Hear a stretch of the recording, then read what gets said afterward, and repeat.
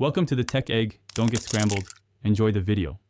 You start by identifying the F1, F12 row and the FN key and noting any lock or colored label. This tells you whether your laptop defaults to media or standard F keys.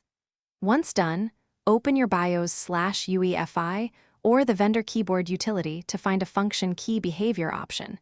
Change it if you prefer the opposite default. Make sure to save settings and reboot. You want repeatable behavior, so applications and shortcuts work as expected without holding extra keys. Once your default mode is set, focus on mapping and shortcuts so you use F keys efficiently across apps. You can toggle FN lock for quick switching, then open your operating system keyboard settings or install vendor software to remap keys or assign macros. For productivity, set F5 to refresh and F2 to rename in file managers. Make sure to test in different apps because some programs override global mappings.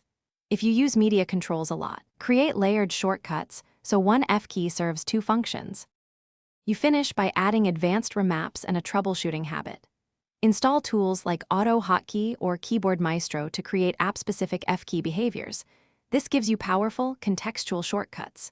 If a key stops responding, make sure to update or reinstall keyboard drivers, run built-in diagnostics, and try an external keyboard to isolate hardware versus software.